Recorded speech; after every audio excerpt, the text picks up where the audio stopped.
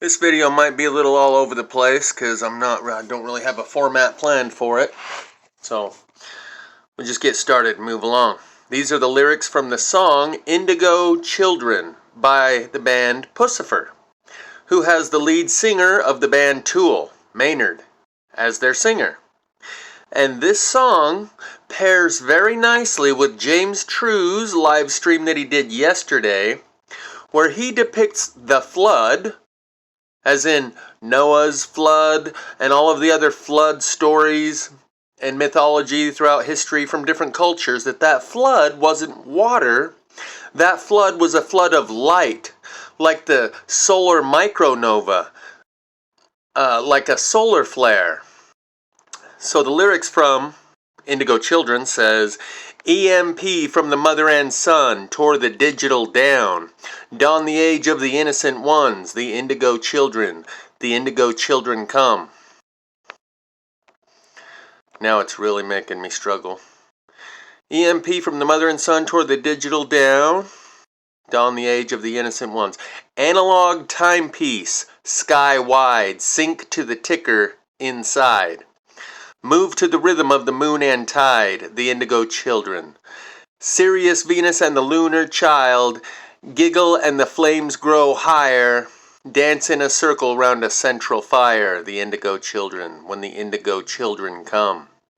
The EMP from the mother and son tore the digital down, dawned the age of the innocent ones. It repeats the analog timepiece, sky wide, synced to the ticker inside. That ticker inside would be the Earth, I would think.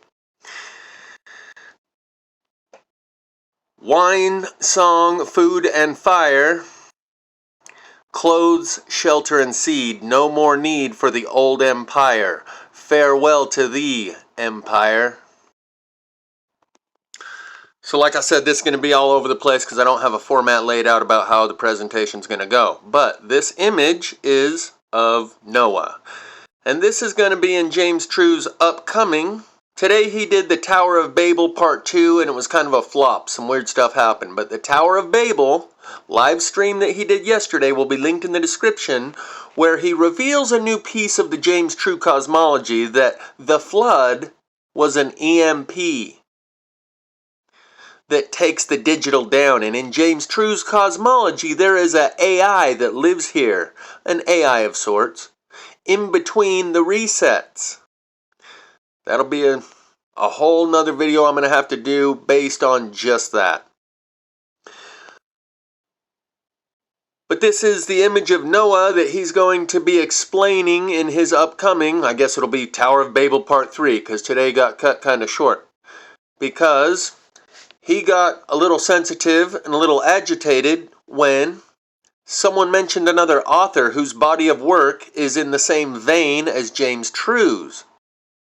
And I get he got a little agitated. It's almost like being on a date with a girl and then you start talking about a different girl.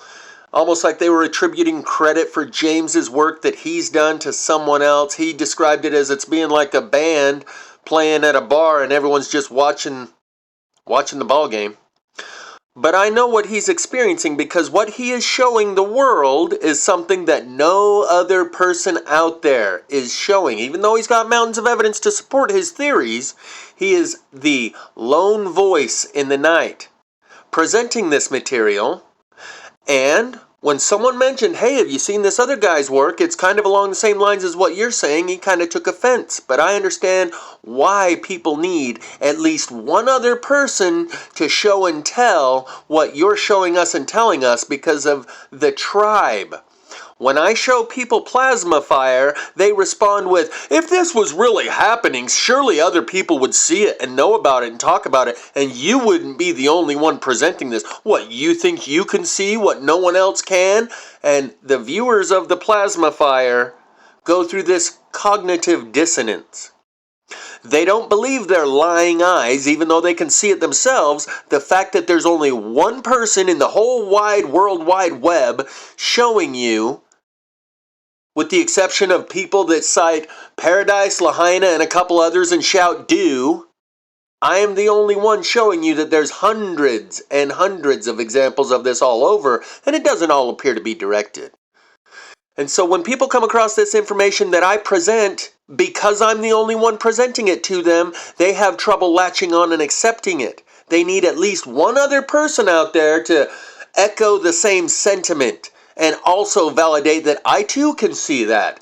And this is a subject James True covered in his live stream today that kind of flopped about objective reality that he called it's like perceptual communism. People need other people to validate their own senses. They can't just use their own senses and trust their own senses, even though I can see that the trees are all burning on the inside. It must not really be happening, or someone else would see this. And what they're facing when they come to that crossroads is, do I choose truth or do I choose tribe? And when you come across someone presenting a truth that runs contrary to what all of the other tribe knows or sees or doesn't see, you have to choose. Am I going to follow the truth and part ways with the tribe? Or am I going to continue with the tribe and part ways with that truth? That is a priority. Which is more important to you, truth or tribe? And you prioritize one over the other. And many truthers know the experience I'm speaking of. At every step along the way, when you've come across a piece of information that your family and friends aren't aware of or don't agree with, you've had to choose. And when you choose the truth, the tribe rejects you. And when it's a truth as contrary to churchianity as the idea that Noah is essentially the Baphomet, a hermaphrodite with horns, also an albino, but that is what the Baphomet is, a goat with breasts and a penis. That is a hermaphrodite. The goat is depicting a person with horns. That's why they symbolize it using a goat. And a lot of people have heard Moses had horns, and the standard church defender will say, well, that's a mistranslation. That actually should have been translated as shining. When Noah came down from the mountain with the 10 Commandments, it's because he was shining. His face was shining. Yeah, his forehead was a little greasy. And that's why people turned away and couldn't look at him and were terrified and started running the other way, because he was shining. And there's many depictions out there. Just Google Moses with horns. There are many images, not just recently made images, old paintings, and half of them split the difference between the word shining and the word horns. And they show Moses with horns of light coming off of his head. And the churchianity defender won't look far enough into it themselves. They'll hear someone, well, what do we say to that? How do we say Moses didn't have horns? Because it gives them cognitive dissonance. Moses is good. He gave us the 10 Commandments, and that's essentially the backbone of the Bible. And anyone with horns is bad. We all know that. And they'll say that translated as shining. It was a mistranslation. The other 75 times in the Bible that it uses that word, it means horns, and you can clearly see that because it's depicting the protrusions coming out of the bowl of his head, or an instrument that you use to make music with, a horn and a horn. But in this case, that same word actually meant shining, and it was a mistranslation. And anyway, so that's kind of a side note. My point here is, I kind of know what James is going through, and I kind of know what his audience is going through. They need at least one other person. That's why they mention this other author whose body of work resembles James True's. Because if it's just James presenting this body of work in these theories, even though he has mountains of evidence to back it up and base it upon, and hours of research that he's put into it, because he's the only one presenting this worldview and this idea and this perspective and this paradigm, people are unwilling to trust their own senses because they know it's going to cost them their membership within the tribe. Because even atheists and agnostics will say, well, nah, you've gone a bridge too far. I don't even study the Bible. I don't believe in God or the devil or hell. But you saying that Moses had horns and that's essentially the Baphomet, that's only what Satan is. They know that the rejection from the tribe will be so strong that even the atheist and the agnostic is not willing to go down that trail and pursue that information because it will cost them. They know how the tribe will retaliate against them. A herd mentality, a hive mind, a wolf pack, a school of fish. That is the tribe. What James True was referring to as objective reality is like philosophical communism, where people need someone else to believe what they believe in order for they themselves to believe it. And I know this to be true after 6 years of presenting people with plasma fire and watching the cognitive dissonance kick in when they say, oh, what, you think you're the only one that can see this and no one else can? Don't you think if this were really happening, I'd see it somewhere else on the internet? What, you don't believe your lying eyes? Well, yeah, but certainly something must be wrong. You must be tricking me. Something, I can't believe that I'm seeing something that all of my family and friends are unaware of, that's that blatantly obvious. I've watched people go through this mental process of having to trust their senses and go in the direction of the truth that's being presented to them, or reject that truth. You're either going to sacrifice the tribe in order to pursue the truth, or you're going to sacrifice the truth in order to maintain your membership within the tribe. Now this albino pairs very well with the other video that I uploaded earlier today, showing these ghostly figures, these albinos, these angelic phantazoids that are depicted in the song Trampoline, which is what J Dreamer says. These phantazoids have that pale look to them. Back to the solar micronova and the EMP of the mother and son that tears the digital down. This is depicted in the Bible as the healing wings of Shamash. Shamash being the sun, and the healing wings of Shamash that descend upon the earth. Other people have referenced this too. The solar micronova, Suspicious Observers talks about that often. BP Earthwatch, he has directly referenced these verses from the Bible of the healing wings of Shamash and how it will be essentially an EMP. We will be flooded with light. Rockstar Preacher talks about the magnetar, a dark star, a black sun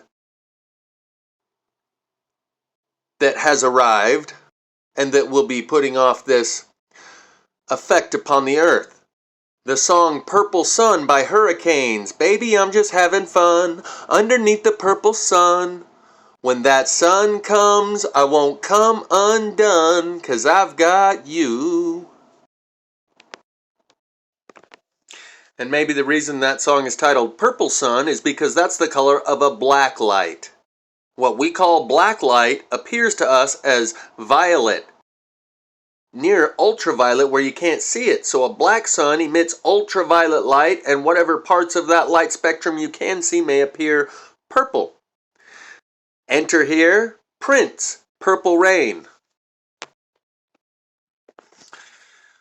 This particular version of Purple Rain by Prince, which was performed live in Syracuse in like 1985, I will link it in the description. It's a 16-minute performance, and it moved me unlike any other song has ever moved me. I mean, brought me to tears like 10 times.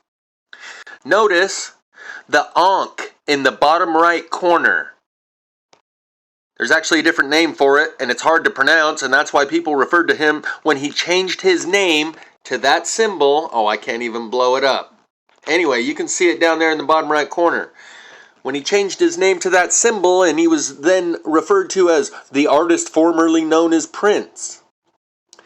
That symbol, James True showed today in his live stream, is a combination of the male and female sex organ. Prince, in one of his songs, one of the lyrics says, I'm not a man, I'm not a woman, I'm not a man, I'm something you'll never understand.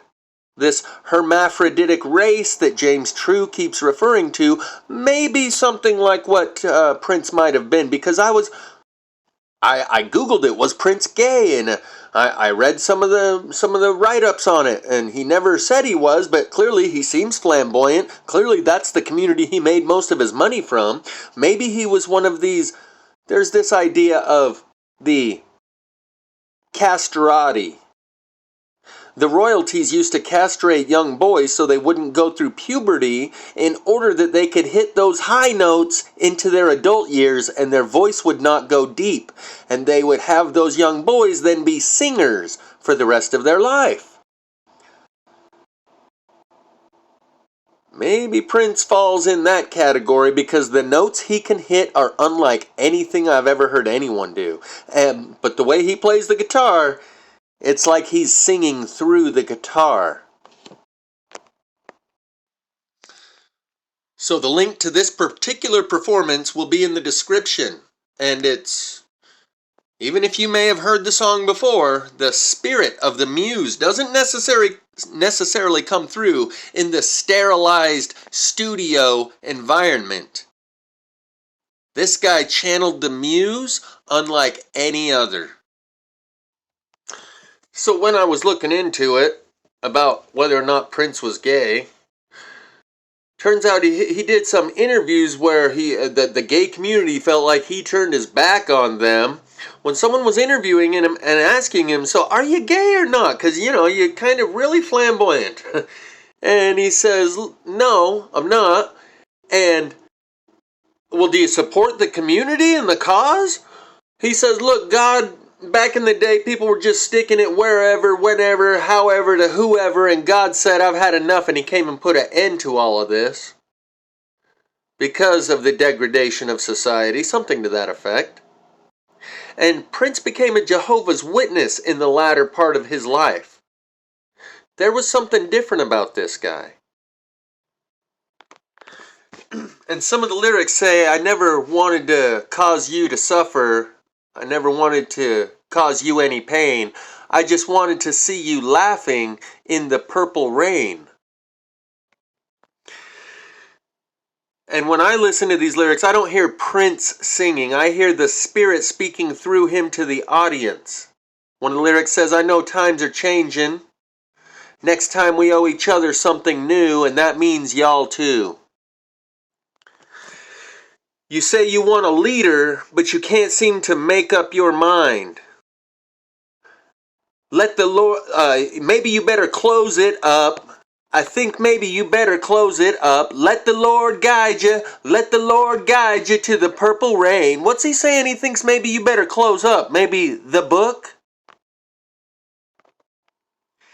In fact, in that lyric he says, let the Lord guide you. Let it guide you to the purple rain. It, as in the Spirit. And then he says to the audience, if you know what you're all singing about, raise your hands. I guarantee a lot of people in that audience raise their hands, but none of them know what he's actually singing about. And then the next lyric is, it's going to be all right. He said it's going to be all right. He said it's going to be all right. So he's referring to God multiple times in this song. Let the Lord guide you, that's one term. Let it guide you, that's another. He said it's going to be all right. Couple other things about Prince. There's a video out there of a live performance of his in either 1999 or 2000 where he's on stage doing his thing and says repeatedly, Osama bin Laden about to bomb, Osama bin Laden gonna bomb 2001. He said that in a live performance in 99 or 2000. And in other interviews, he's been talking about chemtrails. Long, in about the same time period. Long before it was like, obvious because it's been going on for 20 years. There was something different about this guy. And the way he said, I'm not a woman, I'm not a man, I'm something you'll never understand. Well, maybe not forever. That may be coming to an end sometime soon, and we may be receiving revelatory understanding that creates a paradigm shift and a shock and awe to our conscience. Now, I don't listen to everything James True says as if it's gospel. In fact, I've made videos running him down before for beating people over the head and trying to shame people for noticing plasma fire. I'm 99.5% certain James knows about plasma fire and has seen some of my work. Yet when people bring it up in his videos, in the comments, in the chat, he says shit like, oh, fire is just natural and it's like a flower, it just blooms, and any of you people chasing these phantoms, you're just looking for victimhood, and tries to beat them over the head and shame them as if they're just looking for victimhood. if they see anything besides just normal fire business as usual. I'm 99% certain James knows about it and he chooses to conceal it from the public. And it's taken me 6 years, and I'm pretty much to the same place now. I understand that the nature and the condition of the human heart, it would spell disaster, and they would suddenly become self-destructive if they knew the truth about plasma fire. There are some things you should not tell them. Complete and total honesty is not the equivalency of morality. You speak to children on their level, based on their maturity, because maturity does not come with age. The people around us are just really long children. And even lying can actually be have a greater morality because it's in alignment with an underlying principle. For example, a parent might tell their children that there's this monster in the sewers, in the storm drain, and it reaches up and it grabs little kids by the legs and drags them down into the sewer.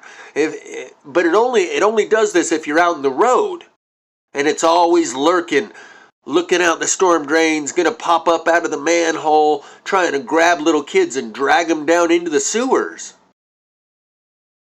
And you already know the reason for telling a child that, because fear strikes their heart a lot more than, I don't want you to get hit by a car. And the underlying priority is to keep them from getting hurt. You're trying to create the greatest amount of happiness for them and the least amount of pain for them. So by telling them this story, you're preventing them from getting hurt by getting hit by a car. By telling them this story about the monster under the sewer, might be where the tales of a troll that lives under a bridge came from. Back when parents didn't want their children crossing and playing on the bridge because they might fall in the river, they might make up a story about a troll that lives under a bridge. And the underlying principle, the underlying priority is to keep the child from getting hurt. It is in alignment with that principle that you are adhering to a greater level of morality by lying to the child and talking to them in a way that will be most effective at achieving and accomplishing that goal that is in alignment with those principles. Similarly, the grown-up children around us, we can see how they're about to tear each other apart. And those worst characteristics of humanity are being drawn out of them right now, with tales of gangs and torture gangs and biker gangs. And everyone's getting gunned up, ready to go Mad Max on each other. The condition of the human heart and the current state of humanity is such that if they knew about plasma fire, they would tear each other up. We all know that. For the same reason that you know, if the government knew there was an incoming asteroid that was going to hit the Earth and cause great cataclysms, possibly even an extinction level event, would they tell the people? Of course not. Because those people are children. Their level of maturity and growth and development has been stunted growth and arrested development in the area of their conscience that would prevent them from tearing each other apart. And for the same reason, I can now understand why it is a level of morality to lie to the people and to make sure that those who do notice plasma fire don't spread the word far and wide, because the general population will tear each other up if you allow them to see that truth. So it is appropriate to beat them over the head with shame and ridicule and mockery when they stumble across something that's going to get all the other kids hurt if everyone knows about it. So I'm going to leave a link in the description to James True's live stream that he did, the Tower of Babel, where he refers to the flood as a flood of light, an EMP, like a coronal discharge, a solar micronova, which EMP from the mother and son tear the digital down, as Pussifer says in their song Indigo Children. And just to wrap this up with a little more of that stuff about the purple rain, as in R-E-I-G-H-N, rain, like the Queen and her 50th Jubilee, where purple was the theme of her 50-year Jubilee, and her reign as Queen. We'll talk more about that in a minute, because the Queen also lit up the third DNA strand, the third strand of DNA, a triple helix on the tree of life. But first, I'm going to show you something I came across the other day that I had to take some screenshots of. If You Could High to Kolob is a song sang by the Mormons. It's a Mormon song.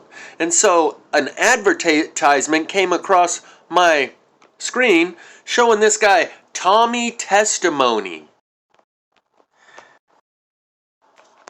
And as you can see, the magenta or purple is a major theme all throughout his music video. And he's clearly very androgynous.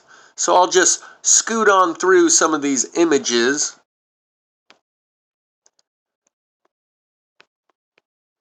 And Kolob, in Mormonism, is the place where God comes from. God comes from a place near planet Kolob. Here in Utah, we got Kolob Canyon, Kolob Reservoir. Over there in Zion National Park, Kolob Arch. A lot of people haven't heard of Kolob. Kolob is the place where God comes from. Very androgynous. Very, very androgynous. In fact, if it weren't for the Adam's apple, I may wonder, maybe they can do Adam's apple surgery. Hell, I don't know.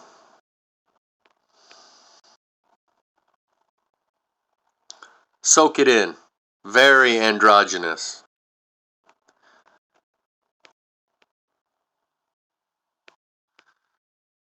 There's Tommy Testimony for you. So before I show you the Queen lighten up the third strand of DNA, the triple helix on the tree of life, just scroll through. I don't know if it was always her favorite color. People say, well, purple's the color of royalty because the ink and the dye was hard to find back in the day, blah, blah, blah. But it was definitely the theme of her 50th Jubilee.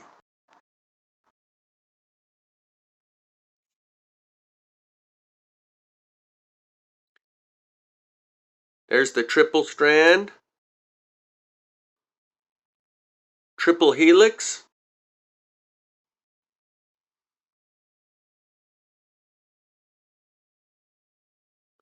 Going to a tree of life that also has the DNA triple helix imagery surrounding that tree.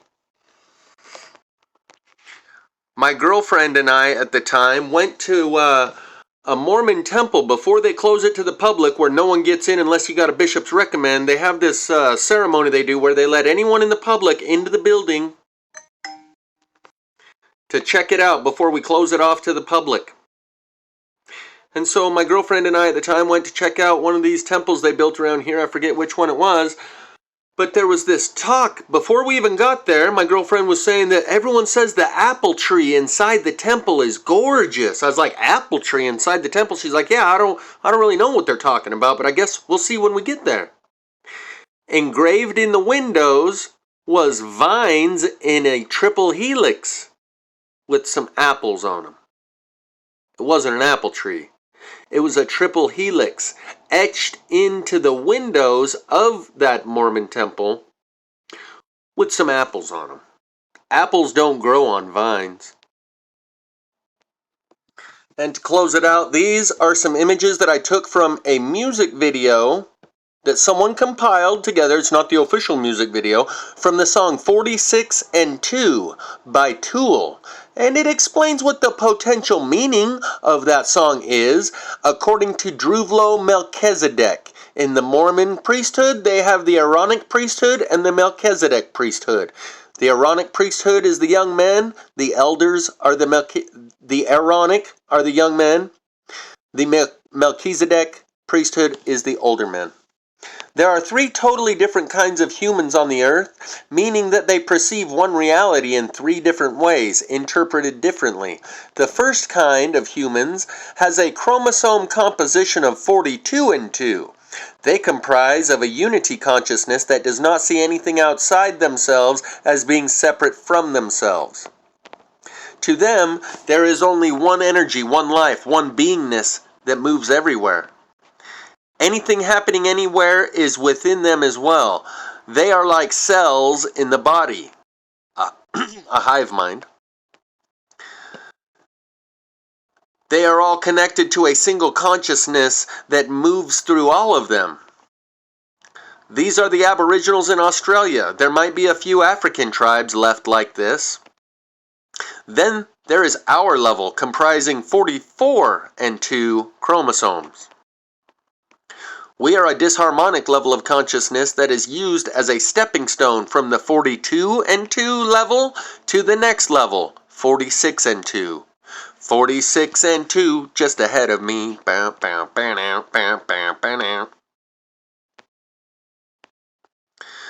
These 2 additional chromosomes change everything. Druvlo Melchizedek.